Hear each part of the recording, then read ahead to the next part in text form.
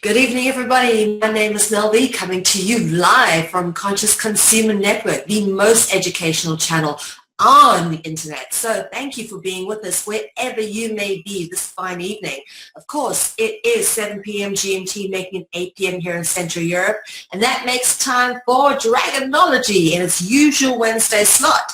And of course, this is season 3, and wow, what a season it has been. And tonight we will be continuing with episode 9 of season 3, which takes on the very interesting subject of sacred geometry, or should we say dragon geometry.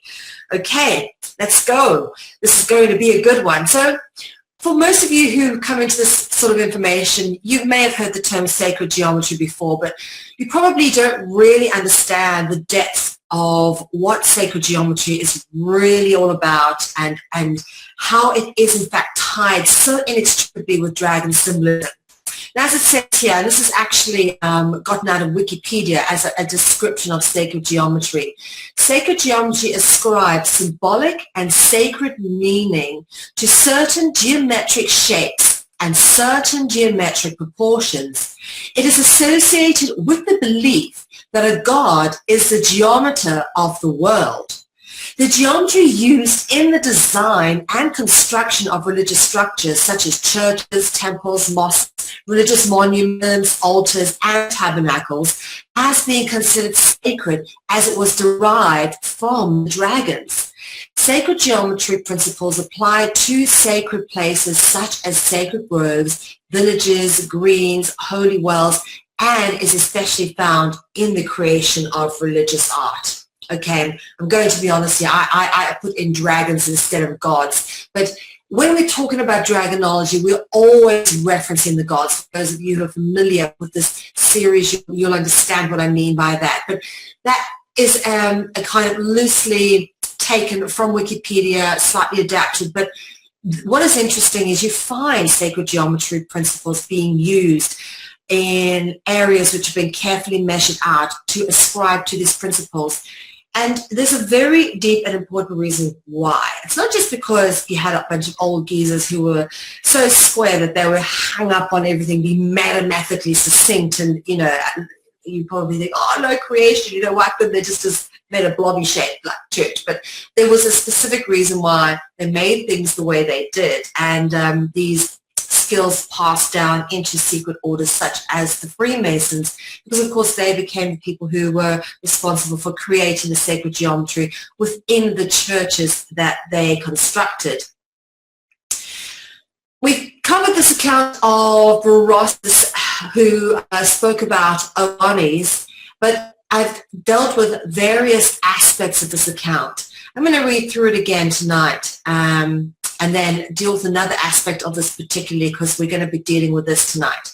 Of course, we have spoken about in previous Dragonologies how after a great deluge, there came dragon gods, fish gods, wind serpent gods in different parts of the world, came to various parts of the world and brought the gifts of civilization and knowledge. And of course, this is the Barossus account of Owanis, who came to create what became known as the Babylonian culture. And Barossus said, a man, or rather a monster, half man, half fish, coming from the sea, appeared near Babylon. He had 2 heads, one which was the highest resembled that of a man, and the other that of a fish. He had the feet of a man and the tail of a fish, and his speech and voice resembled that of a man. A representation of him is still preserved. Of course, there's many carvings of him. We've seen this in many different reliefs and sculptures that have been found.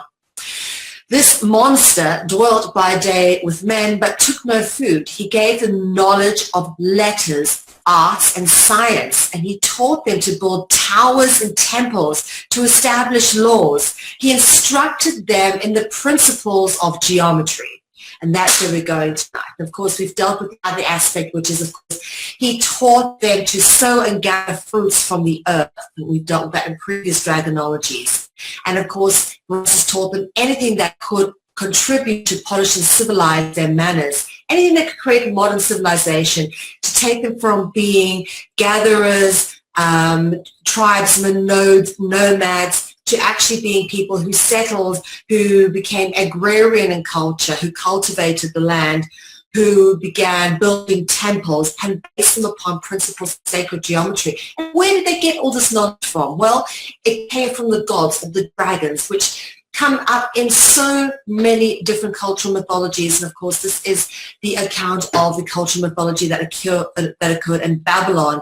And the god there was, of course, known as Oannes. And we had various versions of this in South America. You had Viracocha, who had a similar story, Quetzalcoatl as well, Mesoamerican culture.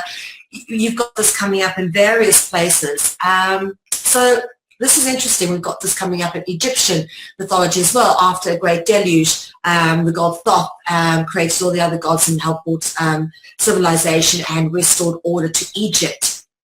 It's the same story, just different names given to different gods, but ultimately they all are in fact just representations of the dragon.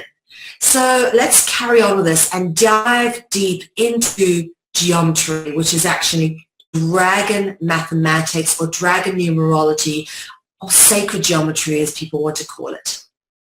Now, for those of you, when you hear the word geometry, I mean, the first thing you think of, or at least the first thing I thought of when I started hearing terms like sacred geometry was, oh, I like my geometry classes when I was in school, and I had really the most awful, really horrendous mathematics teacher. She really wasn't inspiring at all, but we had to have this geometry set, and she would come around and do an inspection to make sure that we had every single part of the geometry set that we needed, which included, of course, a compass and a pencil and a sharpener for the pencil, and we had to have the square and the protractor with the degrees on. We had to have a rubber and a ruler. And those were the basics in order for us to be able to participate in what we called geometry classes, which were a module of our math education in high school. And I hated it. I mean, every time I opened up this little case with these implements in them, I just used to get the most thinking sense inside of me. Oh, this is so uninteresting, and I'd be so bored. And I wish that I had been taught geometry in the way I've come to know geometry through my own self-directed learning and understanding the beautiful sequences and hidden mathematical codes that really show you the true secrets of our universe, just how this entire matrix is in fact pulled together by geometry and numbers. And it really is a beautiful thing when you sort of decode and deconstruct this entire element. Now, I'm going to be dealing with three basic symbols tonight, or at least three basic shapes, which is what you would call them in sort of our native English term, shapes, okay? Or what you would teach a child are shapes: triangle, square, and circle. Those are the three elements I'm going to be dealing with tonight and showing you how just those three basic shapes of geometry, okay, are so key to everything that unfolds from it. And of course, if you look at the basic geometry set, you can see here's a half circle, that's a half sphere. And you've got what could then make up a square, because if you put another one on the other side, you'd have a square with it, but you're able to get a perfect right angle with these measurements of these rulers. And of course, you can create a circle with a compass. Okay, that is what the compass is especially designed for, is for creating perfect circles. And yeah, as we said, triangle, square, and circle, all of these things can be seen as shapes you can create with a geometry set. And they are the basic three things we're going to be dealing with in dragon geometry tonight in our Dragonology. The first one we're going to be dealing with is the circle. And this is really interesting because there's so many allegories which I could go into to express just how the word circle actually is very much a dragon root word. And of course, starting with the obvious, the cir, C-I-R, of circle is pretty much the same root word of the sir of serpent. So those two share a common root. What's also interesting is you say the word circle and you've got the E on the other side of the L, but if you put the E in front of the L, you've got the key dragon root word L, which is the Hebrew expression of Il, as in Illuminati. Il is the Latin expression, and the AL would be the Arabic expression of El, Elohim, or a shortening of the words referencing the dragons. But Sir and El, two key dragon root words in the word circle. Now, if you start looking at the words such as oval, and there's various other ways in which you can describe circles in other language, you keep coming back to the fact that each of these are very key distinctive dragon root words. And that is because my belief is that the symbol of the circle, or even the letter O, originated with the dragon. And this is a good illustration of it, because when we deal with this realm of dragonology, you commonly come across something called the Ouroboros. And as you'll see if you read my book, Dragonology Book 1, Spellbreaker, the Ouroboros is a representation of the serpent eating its tail. And it comes up in every cultural mythology across the world. It doesn't matter where you go, you'll find depictions of the Ouroboros. And it's a very key mystical and really powerful magical symbol, and has very, very deep, ancient symbolic allegory. But it is so important that it even created its own letter in our language, and that is where we get the letter O from. In fact, there are 4 letter O's in the word Ouroboros. And as we say, these symbols are not by accident, okay? The circle, as you say, the word even comes from the similar root word of serpent. But when you start to look at the circle, where it turns up in our alphabet, being the letter O, it comes from the Ouroboros. Again, present in many different cultural mythologies across the world, without exception. All right, moving on to the star. Now, of course, the star really, in this context, is just 2 overlapping triangles, okay, which is one of the primary shapes we spoke about when we started this series, or this particular episode. And the star is one of the most commonly recognized expressions of dragon or sacred geometry. Let's just be honest, it's dragon geometry. And there's various expressions of the star. I'll take you through a few of them. Essentially, the most commonly known ones are an inverted triangle overlapping and a right-up triangle.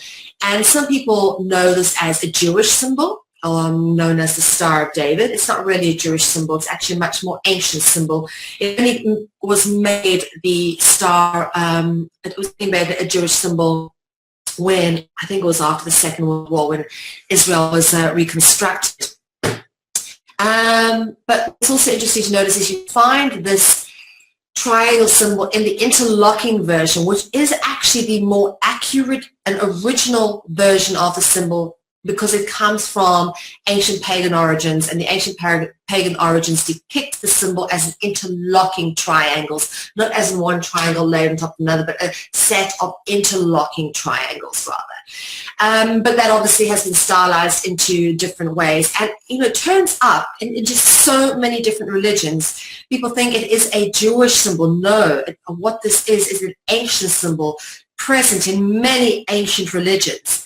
And in fact, the Rothschilds, who made this symbol, the symbol of Israel, did so because they, in their occult circles, actually practice this deep, dark, occult satanic religion themselves.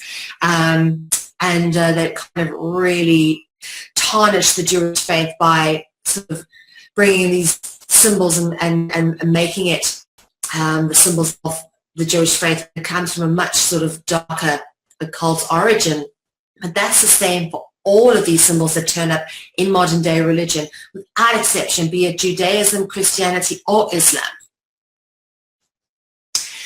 In fact, you can find these star symbols, 6-sided star, overlapping each other in religions you wouldn't even expect, such as the Hindu. This is the Hindu mandala, a symbol of the 6-sided star made up of 2 overlapping triangles, and you may notice surrounded in a circle, and that's very common too. You'll find that often the 6-pointed star is surrounded in a circle. Very common in terms of in ritual practice. You create a sacred circle, and normally you'd find the 6-pointed star inside, which is used as a protective element, and anything inside the circles is protected from entities and demonic spirits. That's very important. This is a very sacred symbol, understood even on other realms and by entities on other levels. And that, of course, is important because we will go there this evening and explain why.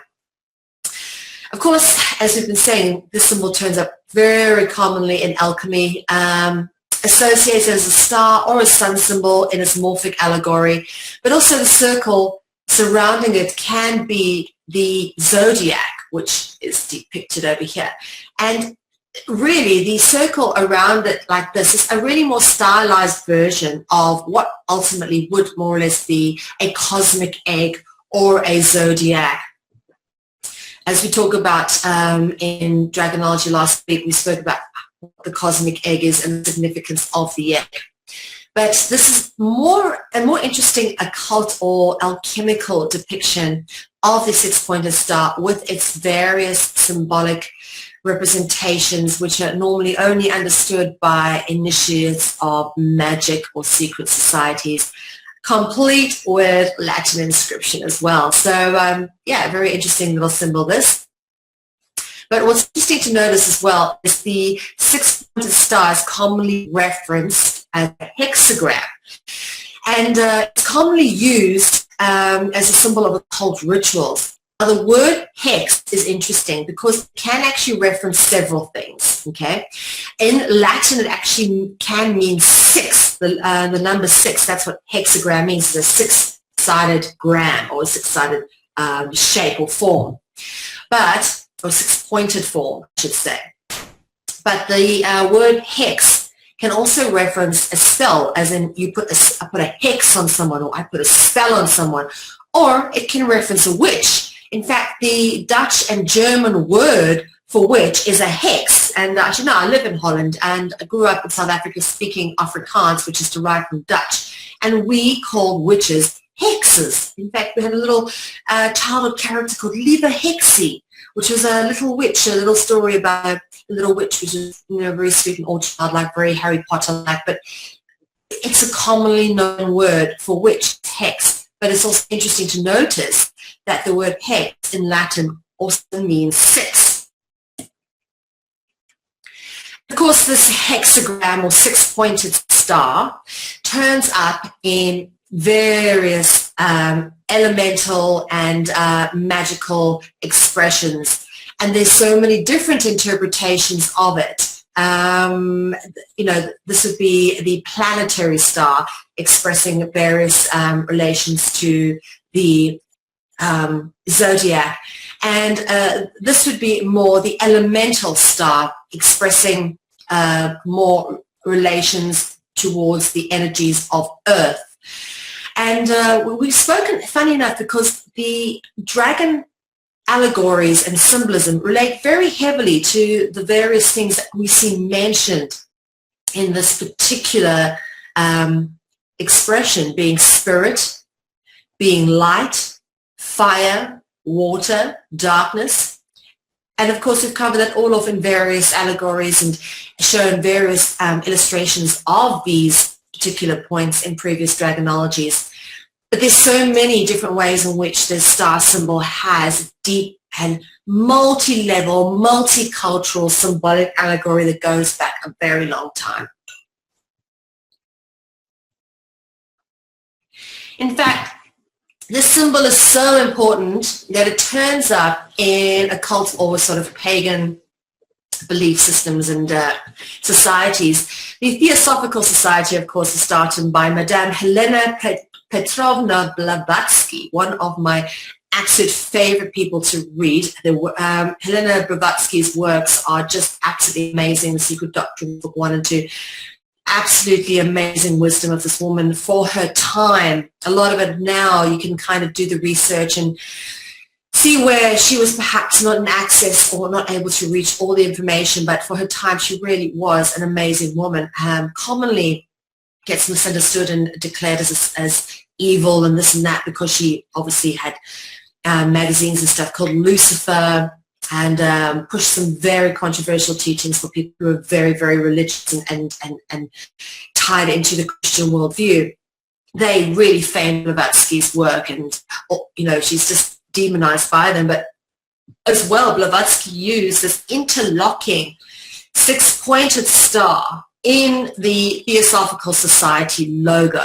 And what's also interesting to notice is the occurrence of the serpent. Now, the serpent tends to turn up again as the circle, serpent, circle, again and again and again. In fact, the serpent symbol turns up so often when we go through this information, because in fact the serpent is the primary representation of the dragon. And of course, here, just to go through this, the hexagram being Greek, or sexagram is Latin, forms the central part of the symbol of the Theosophical Society. Now, it's interesting to notice that hexagram is Greek, sexagram is Latin. And the Freemason symbol also has this very interesting look, the interlocking, okay, so it's indicating the pagan intention of this, or the pagan expression of this symbol, the occult expression of the symbol, interlocking. This is a jewel, if I'm not mistaken, from 1814. And this comes from the Encyclopedia of Freemasonry, written by Albert G. Mackey. The interlacing triangles or deltas symbolize the union of the two principles or forces, the active and passive, male and female, pervading the universe. The two triangles, one white and the other black, interlacing to provide the mingling of apparent opposites in nature, darkness and light, error and truth, ignorance and wisdom, evil and good, throughout human life. All right, and that's, I would say, is probably the clearest expression I could give of what these two triangles which form this interlocking star actually mean.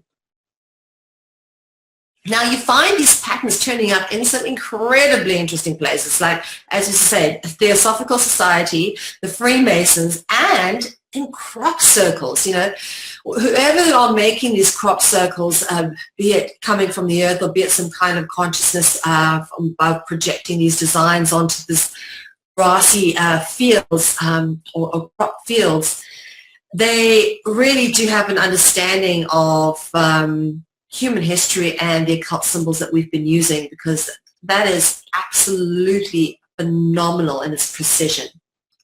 And it's very hard to believe that this is made by two human beings, because it's just too perfect. There is definitely some higher dynamic involved with this. So the six-pointed star or hexagrams have been created in crop circle designs more than once.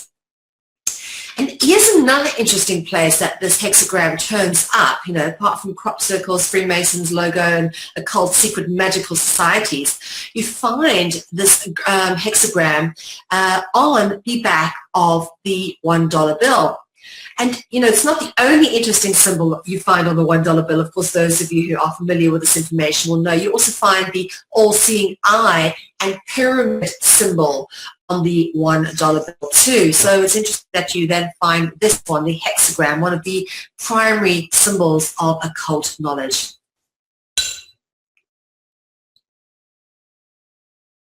And of course, as we have already indicated, hexagram, of course, being the Greek, sexagram being the Latin.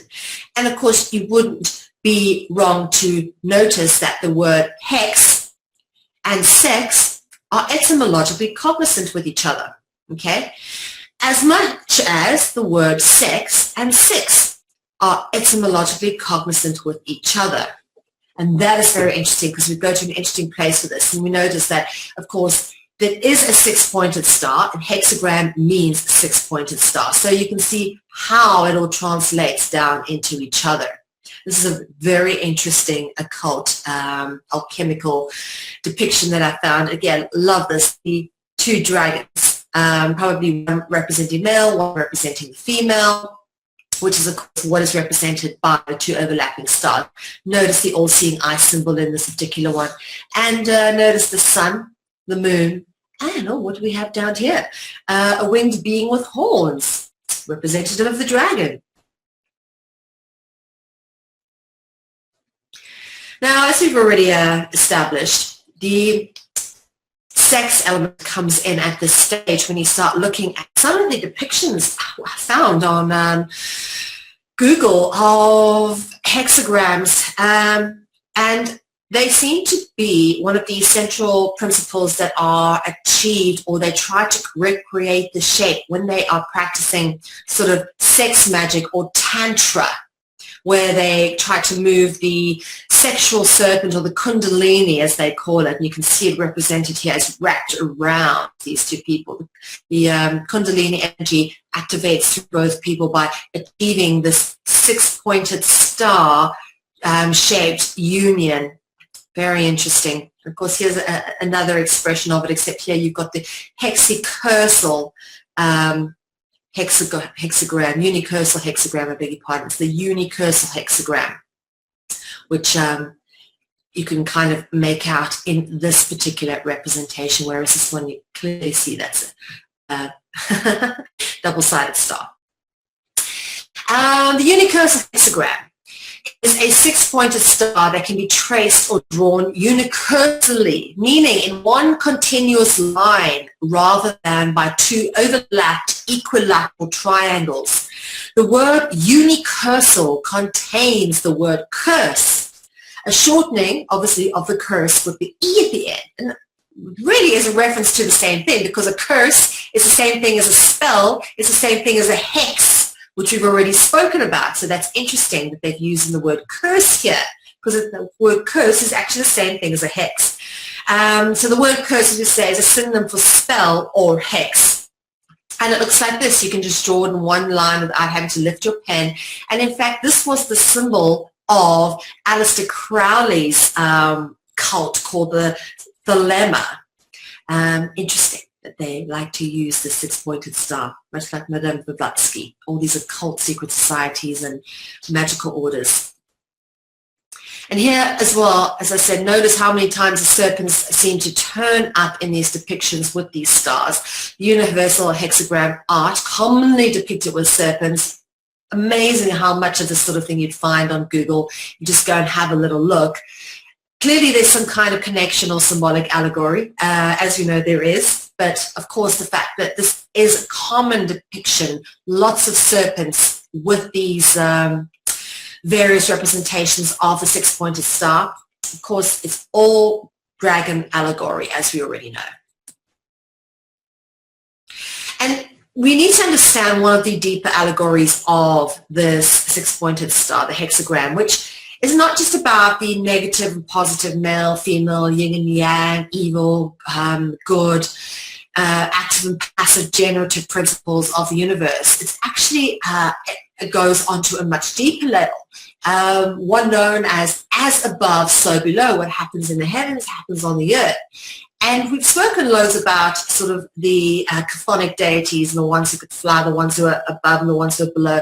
And this for me is very much an indication of showing that yes, the dragons kind of, you know, are within the earth and above in the air. And it's kind of the know yourself, what you have within, you project without, you know, as above, so below, as within, so without.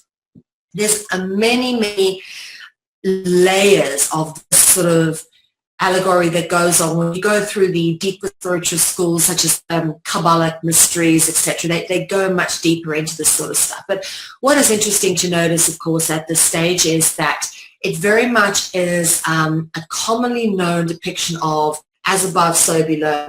But this is also known as the Great Seal of Solomon. I do want to talk about this for a bit because it's very interesting, these depictions. Do go, if you can, and read the Goetia, the Lesser Keys of Solomon, which was translated by Samuel Liddell and McGregor Mathis, and edited with an introduction by Aleister Crowley. And what you find inside the Goetia is the 72 sigils of the demons of hell, that each one of these corresponds to a different demon. And Solomon was able to call these demons, and in fact, these demons were summoned to do things like build his temple and all sorts. He had amazing power, apparently by using magical rings, which the story of Lord of the Rings comes from. And what you notice around the side of this book is various depictions of these demons in various different forms. stereotypic animal forms, which are in fact all representations of the dragon. We've covered this all in previous dragonologies. Every single one of these animals has some kind of symbolic link to the dragon. Okay, so back to the as above, so below. You see this symbol, you see this allegory, you see this up and down, as above, so below, coming up in various expressions in the world of occult and paganism. Of course, in our more modern day culture, you'll see this going on in sort of high-profile ritual performances such as the Grammys or various award events. And, of course, we know Madonna is a very high-ranking priestess, and the Hollywood Illuminati elite participates in rituals. And, of course, this is her with a crown of Hathor on her head, pointing down and pointing up, much like this depiction of Baphomet. Again, notice the light and dark, as we've already discussed, that allegory, negative and positive, as per the triangles which interlock and point up and down.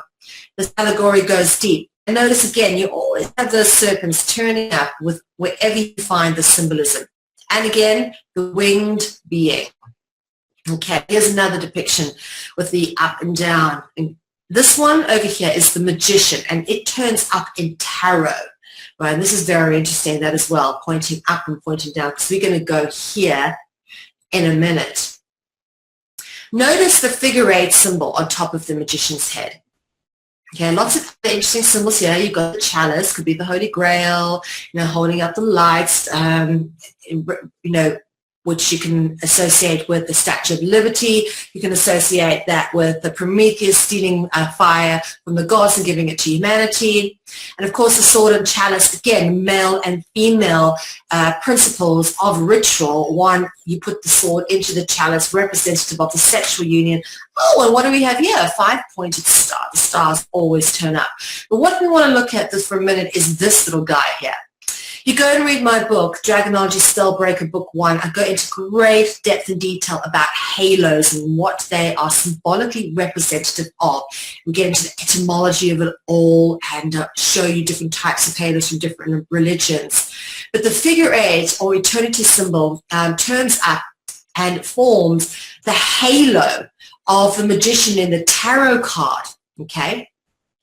And this can be a figure 8, known as a figure 8, and people say it's an eternity symbol because it's never ending. But what it is actually pertaining to is it's hidden allegory pertaining to the sun.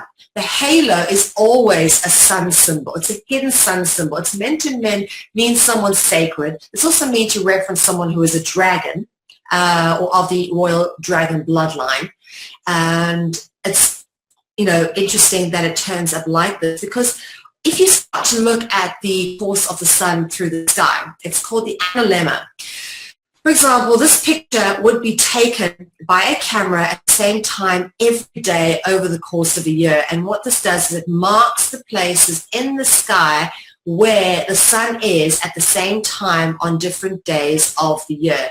And you'll notice that the sun makes this kind of figure 8 configuration going through the sky.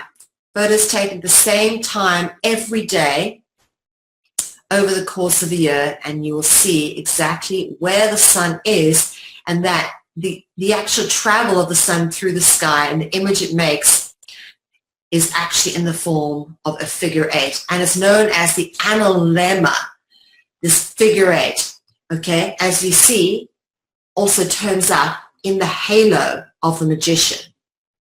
Now, I'll get onto the sun allegory in a moment, but I don't want to digress too far from what we are here to discuss, which is, in fact, the sacred geometry elements of dragonology. Now, what is interesting to notice, and we spoke a bit about Freemasons and, of course, how the interlocking star turns up in their symbolism. But notice here as well, you have as above, so below symbol going on here. Really, just as slightly simplified, more stylized version of the 6-pointed star. And that is made up by the intersecting square and compass, okay? Now, this is often known as a ruler because you use it to rule lines, but it really makes the side of a right angle or a square. The something you would typically find in that geometry box we looked at earlier, much like you'd find typically a compass. This one doesn't have a pencil attached, but this one has 2 points. But what they are, when they are put over each other much like this, is they are creating that 6-pointed star, that as above, so below. Very important to notice that, because that is an occult principle that runs so deep through so many religions and secret societies. And of course, we previously covered off what the G means, so I'll leave that one alone for tonight. But as above, so below, in the Freemason symbol, using what we find in common geometry sets being the square and compass. Now we go into the allegory of the square, because this is all very interesting, and I just love how the stuff all goes together.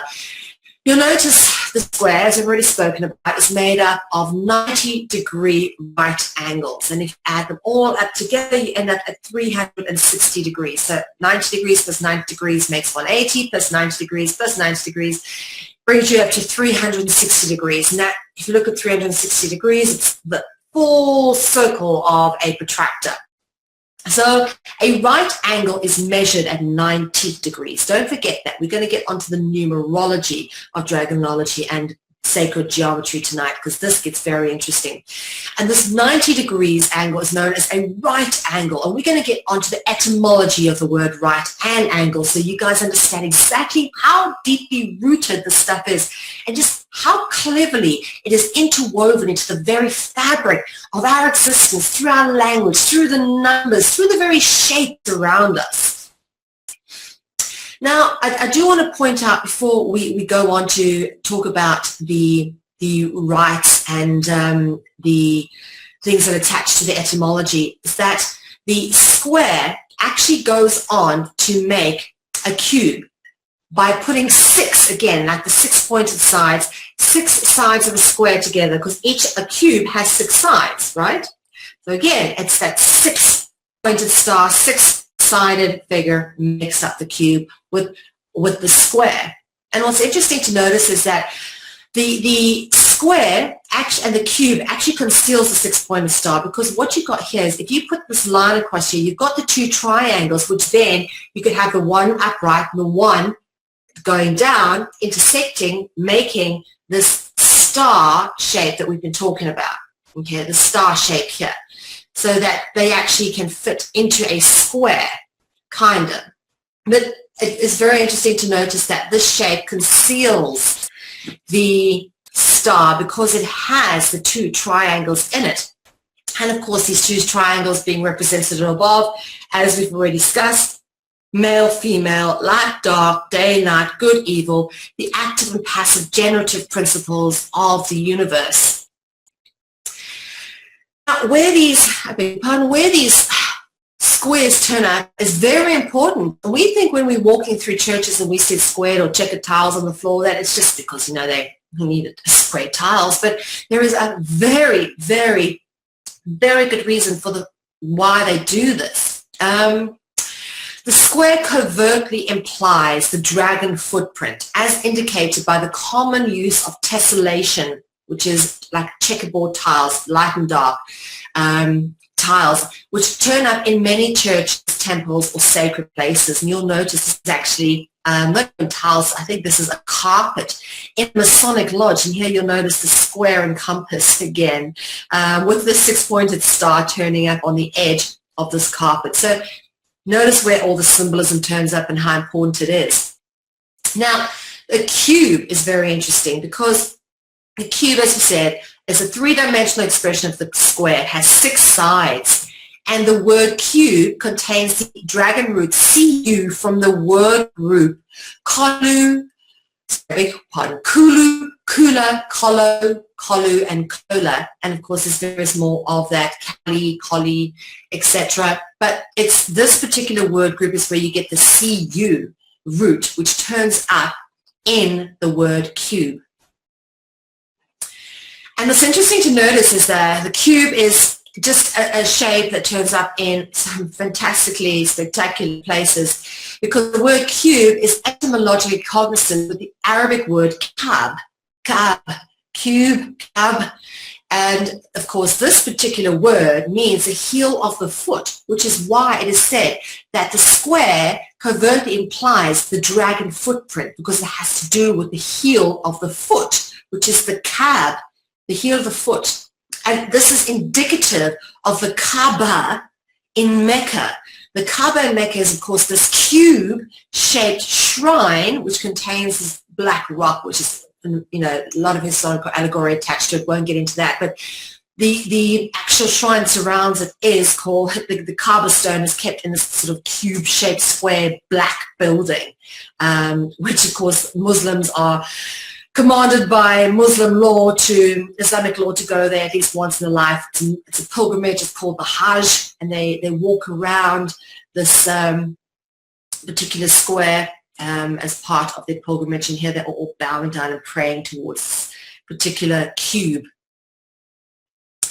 Now, what's interesting to notice, I want to talk a bit about the right angle. We're going to get into the etymology of that, because it's very important to understand how interesting and how deeply rooted the symbolic allegory is into these things. Of course, the right angle being the 90-degree angle of the triangle. I beg your pardon, the 90-degree angle of the square.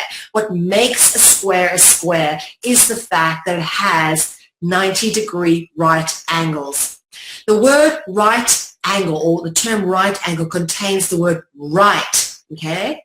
Take away the GH and you got the RIT, which contains the key dragon root word rit, okay? So the word right, obviously, you can clearly see key dragon root word rit. And the other interesting words where rit turns up is right, as in a religious rite, or ritual, as in writing with a pen or writing a letter, and ivrit. Ivrit is the Hebrew word for Hebrew, believe it or not. The Hebrew is called Hebrew ivrit. Interesting. Okay, so angle. The word angle is very interesting because, as you may notice, it's very similar to the word angel.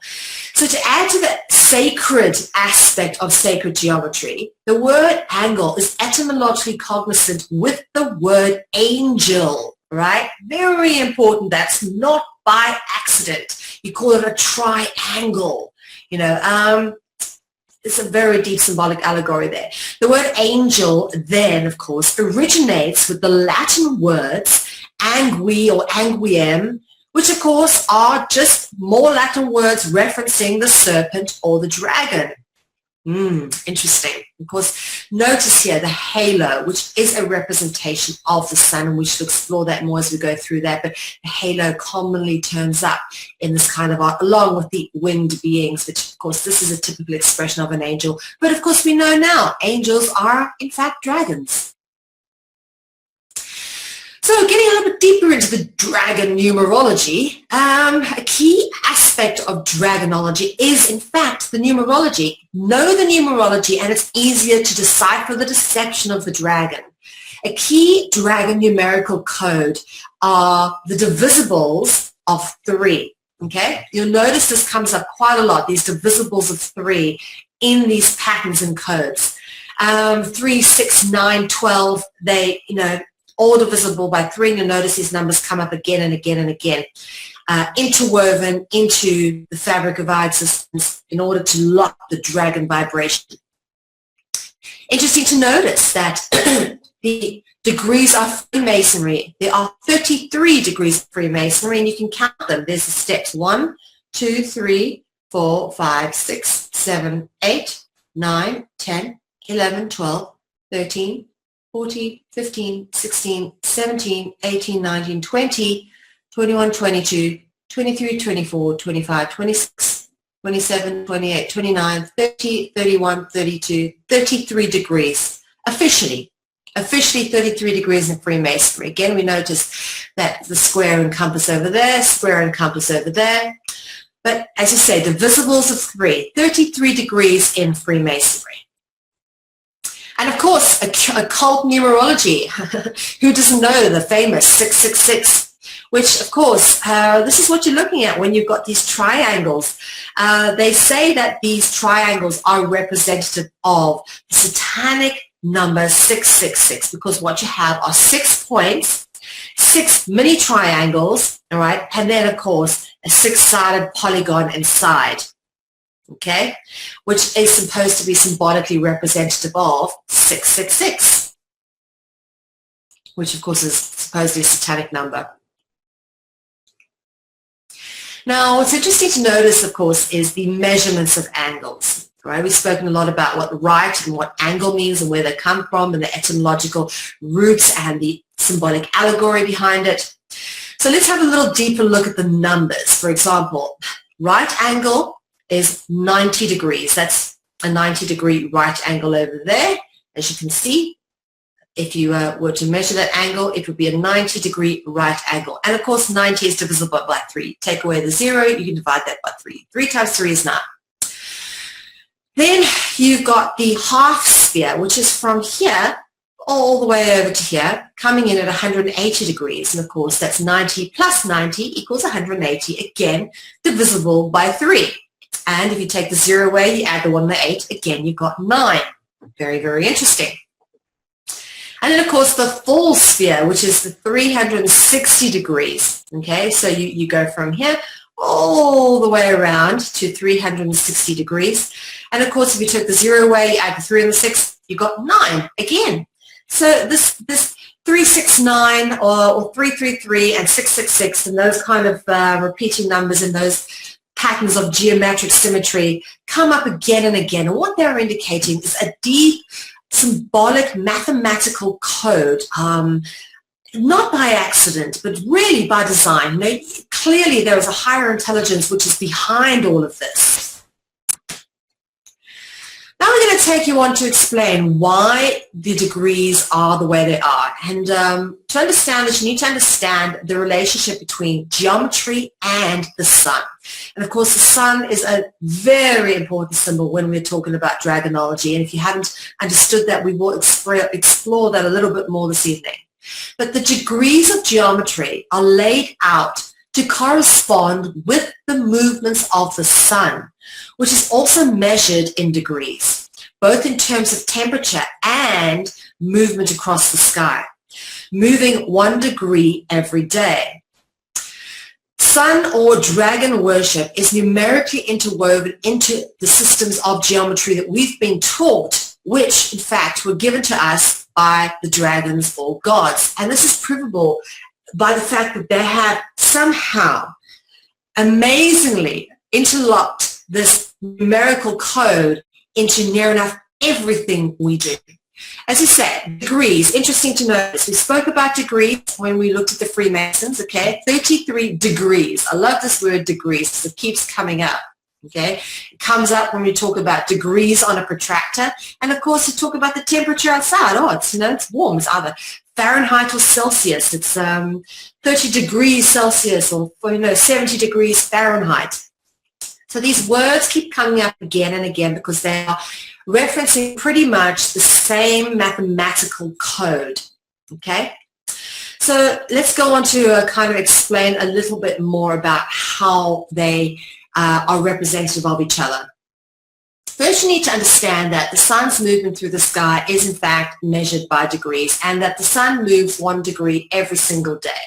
Now, this is in fact the reason why you have 360 degrees that make up a circle. Let me go back here. You have 360 degrees that make up a circle because if you look at it, you have 365 or 366 days that's in the leap year, okay?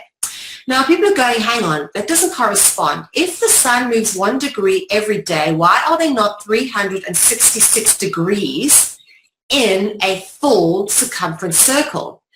And that is because the ancient cultures paid very close attention to the movements of the sun, and the sun actually appears to stop at a certain point, and we'll talk about this a bit more, okay? But just to give you an idea, the sun actually stops at the various solstices. It appears, or at least it appears to stop moving in the sky. For example, on the 21st of December, which is winter solstice, the sun stops moving. It doesn't lift or lower any more at its higher point for a period of 3 days, and this is known as the death of the sun. And then, of course, on the 25th of December, the sun moves 1 degree to the north, and this is known as the birth of the sun or Christmas, which of course is why Jesus is allegorical of a sun god, and we will discuss that more as well. But this is how you actually end up with a situation where we're looking at 360 degrees, but for 3 days, twice a year, right, what you have is the sun not moving, okay? So it's a total of, say, 6 days every year, so it brings you down to roughly 360, from 365 to 366. That's how you end up at 360. And it proves that the degrees on the protractor have been marked out with the movements of the sun. They are the degrees that the sun moves through the sky. That is why we have those measurements. What's interesting to notice is that the word solstice actually means solstitium, all right, is the original meaning, which means sun stopping, solstitium, sun stopping. And as I said, it's because an astronomical event that happens twice a year, once in summer, once in winter, each year when the sun reaches the highest position in the sky as seen from the North or South Pole. During solstices, the tilt of the axle of the Earth with respect to the sun is a maximum of 23 degrees and 26 minutes. Solstices are preferably referenced as June solstice, which is the northern solstice, or December solstice, which is the southern solstice. Our solstice in the northern hemisphere for summer occurs from the 20th or the 21st of June, and in winter it's the 21st or 22nd of December each year. During summer solstice, during summer, the day of the solstice is the longest day of the year, and during winter, the day of the solstice is the shortest day of the year. But then on either side of the solstice, what you have is 3 days where the sun does not appear to move in from the horizon of the sky, which is why it's known as the death of the sun or the sun stopping. Hence why we lose 6 days when we create the protractor of 360 degrees instead of 366 degrees. It's because there is no movement of the sun perceivably for 6 days of the year. So the angles or degrees of geometry correspond with the angles or degrees of the sun. At solstice, which happens twice a year, the sun appears to stop moving on the horizon for 3 days, totaling 6 days because it happens twice a year. 3 plus 3 is 6. Hence why you have, although we have 365 or 366 days in a year, we only have 360 degrees which make up the geometric circle. It's because of the sun stopping or the solstices.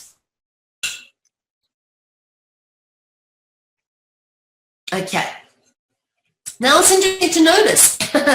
We did a lot of zodiac and dragonology to explore all the various symbolic allegories, and what is interesting to notice is that the protractor, the full circle of the protractor, has some really interesting symbolic significance or a similarity to some of the other symbols that we learn about in dragonology. Of course, one of the most commonly known symbols that we learn about in dragonology is the zodiac.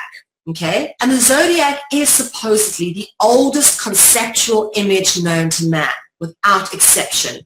There is nothing older that we have come across in terms of conceptual images with multi-layered allegories that go quite as far back as the zodiac. And what the zodiac actually represents is the course of the sun's travel through the sky over the period of a year. And at different times of the year, the sun is in different constellations. So, for example, when it's my birthday, end of May, beginning of June, it is the constellation of Gemini, the twins, for example. And it's all calendrical, which of course is linked into the solar cycle. So again, it's not just this particular ancient symbolic depiction being the zodiac, which is linked into the cycle of the sun. It's also, wow, look at this, the protractor, as we have just demonstrated, because each of these degrees that you have on the protractor is 1 degree that the sun moves in the sky every single day. So the protractor, or the geometric full circumference circle totaling 360 degrees, is in fact based upon the movements of the sun. And we have thus been taught all of our various geometric measurements according to sun symbolism and sun allegory, which has been mathematically interwoven into the coding of our reality. Okay, very, very common. Now, just look how similar that these two look to each other, whilst both having completely different functions, and yet, deep in their symbolic occult allegory, they are both referencing the movements of the sun. Because as we have discussed previously in Dragonology, most rituals are in fact annual rituals which are tied into the movements of the sun. They are agrarian rituals linked to harvest time and spring and all of that. So of course the movements of the sun was very important to the ancient peoples because of the fact that it really was how they marked things out, and it's played through so many different aspects of the symbolic allegory. It's actually so interesting to observe, because if you start looking at other measurements of the sun, okay, perhaps not the full year, but perhaps the full day, the clock that we use, the clock with the 1, 2, 3, 4, 5, 6, 7, 8, 9, 10, 11, 12, the face of the clock that we commonly use, of course, corresponds with the cross of the zodiac. Let's again mention that the vertical and horizontal lines of the zodiac mark out the solstice and equinox. We've already spoken about how important the solstice and equinoxes are. Mark out the solstice and equinox on the zodiac. And we pretty much had the same thing here. And I like this particular depiction of the clock face because it also has a depiction of the 12 zodiac signs to match the 12 numerical representations on the clock face. Again, you can see how, like this, the clock face can be divided up into quarters, and the quarters all have divisions of 3. Again, we have the 3 coming back in because 12, of course, can be divided by 3. 3, 6, 9, 12. We spoke about that. These numbers keep coming back again and again and again in Dragonology. 3, 6, 9, 12.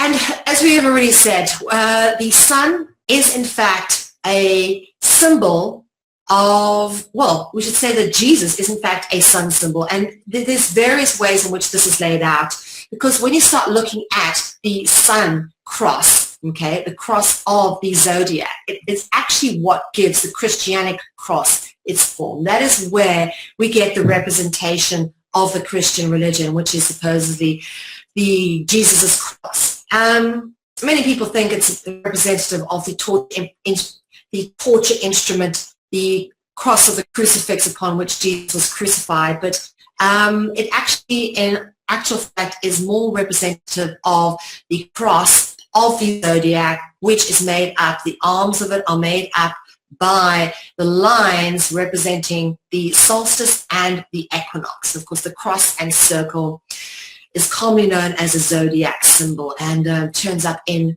various representations as you go through various cultural mythologies. Again, here we can see the movements of the sun through the course of the year at different points, and which zodiac signs are obviously in the sky at that time. The circle or the cross of the zodiac is absolutely all about the movements of the sun, which is why when you find pictures of Jesus with a sun crown around his head in a circle or a cosmic egg like this, a zodiacal depiction depicting the 12 symbols of the zodiac, you know that what they're depicting is the sun god allegory. Okay? That is what the cross of the zodiac represents. It represents the sun god allegory, which of course Jesus was, which is why we use the cross as a symbol of Christianity. And this is very obvious when you start doing a little bit of research and looking at just how this sun cross turns up behind the head of various depictions of Jesus. Okay, the sun and the cross in the middle is really a zodiac symbol, as you can see over here. That is what is being represented, and of course Jesus was the Son of God for a reason, because he was a sun god. And of course, as we've spoken about, the halo represents the sun. This is normally why you see a halo around the head, because it is an allegory towards the sun, as we've seen by the 8 shaped, the analemma which again represents the movements of the sun. It all comes back to the same thing. It's about the movements of the sun. Now, in this particular very famous depiction by Leonardo da Vinci, who was an initiated artist, initiated into the secret society known as the Priory of Sion, which means the Priory of the Sun, interesting enough. Leonardo da Vinci was endowed with occult knowledge, and he encoded geometric configurations into his artworks as a result of being very endowed with all this occult numerology and symbolism. And in his depiction of the Last Supper, we've been through this several times in Dragonology, but I will go through it again. You'll notice the various representations we have here. You've got the 12 apostles. Notice the 12 apostles on either side of Jesus, okay, divided into groups of 4 with 3 in each group. 3 here, 3 here, 3 here, and 3 here, okay? And of course, Jesus in the center. No matter which way you take a line through this painting, and in fact, if you follow the lines all the way along the perspective, they very much all end up with Jesus' face being the most central point of this painting. Take a line along those roof parts there. Again, the sun always being the central part of the cross of the zodiac. Have a look there. There's the sun in the middle, which again, we've proven, as we've said, Jesus is a sun god, which is why he is represented with a sun and a cross behind him. And this is what Leonardo da Vinci was depicting in this particular painting of the Last Supper, is the fact that Jesus is, in fact, a sun god. Okay, and the numerology or the geometric sacred geometry elements are actually also encoded into this painting. It's very interesting. You may notice down here as well, you've got the 12 signs of the zodiac, as well as the 4 seasons with the 3 months in each season, which again just is representative of the cross of the zodiac. There are many pre-Christian sun gods that were born before Jesus that are also born on the 25th of December, and they're also commonly depicted with suns, okay? Here's the Persian or Roman sun god known as Mithra, where we get the word mythology from. Mithra is commonly depicted with sun rays coming out from behind his head. And of course, we deal a lot with horse symbolism in Dragonology as well, but in a culture completely different. Here we have Horus from the ancient Egypt. Horus, as we know, is a sun god depicted here with a sun on his head. But this particular sun is surrounded by a serpent. Interesting to notice this depiction of Horus, of course, being with the head of a peregrine falcon, all right? That is how you know it's Horus. Horus is always depicted as a peregrine falcon, and what makes the peregrine falcon so unique is this particular black marking which hooks back here behind the eye. That's how you know it's the peregrine falcon, the fastest animal on the planet. It's interesting to notice that the sun and the serpent symbol are almost inextricably linked. You cannot separate them. Here in ancient Egyptian mythology, you can see them in 2 different contexts, as we've already expressed. First, as a serpent surrounding a sun above the sun god Horus, okay? And then, of course, as serpents on either side of the solar disk. And we call these serpents, the ones that flank the solar disk, we call them the Urays. Interesting to notice, also flanked by a set of dragon wings. Serpents and wings and solar disks, all inextricably linked. And of course, sun and serpent symbolism are always representative of the dragon. It doesn't matter which cultural history you kind of look at, they very much are primary symbols. These are what we call first level primary symbols of the dragon. And then you have many extended symbols which are allegories. For example, the lion is a sun symbol. The sun symbol is a symbol of the dragon. So it's layered like that. But interesting to notice this particular depiction of a serpent with the sun from an occult image. But from the movie Conan the Barbarian, They talk about serpent worshipping cults, and very interesting. You see a serpent shape-shifting there. James Earl Jones plays as shape-shifting. A king shape-shifts into a serpent. But look at these interesting, you don't know what they are, you want to call them, these sort of poles that they held, with the headpieces being a sun with a serpent. Okay, sun and serpent symbolism are inextricably linked. Sun and serpent symbolism are symbols which represent the dragon. And it's interesting then, of course, to notice as we head towards the end of Dragonology tonight, where sun and serpent symbolism turn up most commonly and why it's important to know. Because if you understand how global affairs are structured and who ultimately controls it all at the very top, you'll understand why it's important to look at the logos and understand what they mean. For example, the Jesuit logo. The Jesuits use the sun symbol as their logo, but what most people also don't realize is that these curved little lines that come out of the sun, well, they are representations of serpents. So here again, we have the combined sun-serpent symbolism, which is much deeper allegory for what? The dragon. Missed anything, guys? Well, you're welcome to go back and check out all the episodes 1 to 8 of season 3, which are available to view on our website, dragonology.info. And of course, if you missed anything from seasons 1 and 2, please feel free to go back and check that out too. They're also available on the website, dragonology.info. Dragonology Book 1 Spellbreaker is now available for sale on dragonology.info. Please feel free to download your copy. It is a €25 cost, but if you use the discount code Dragonology S3, which stands for Dragonology Season 3, you get a €5 discount and you can download the book for €20. So that's Dragonology S3. That'll be your discount code for your €5 discount on Book 1 Spellbreaker. Really worthwhile reading. And if you've missed anything on CCN, please feel free to check out our broadcast guides to see when this and other broadcasts are on the Free and Independent Media Network. And all our archives are, of course, put onto a special website called ccn.media. So please check out ccn.media, which is where all the archives are available. We've done over 2,000 shows in 2 years and a bit now, and wow, it's really an amazing collection of work. So feel free to go check out the backlog of information that we have for you. Amazing, informative, educational material. Do check out anything else regarding Conscious Consumer Network on the main website, consciousconsumernetwork.tv. Check out the live broadcast. If you want to go straight to live broadcast as we are doing now, you go over here to live. The broadcast guide, of course, is always on the homepage. Feel free to donate or support any one of the fundraisers that we have going at any given time. CCN is, of course, a publicly sponsored network. It is community run, and it is created to support and educate humanity. It is really set up as a humanitarian project, so feel free to get involved in supporting and funding Conscious Consumer Network in any way you can, or if you want to support us in any other way, get in touch via email, info@consciousconsumernetwork.tv. We'd always love to hear from you.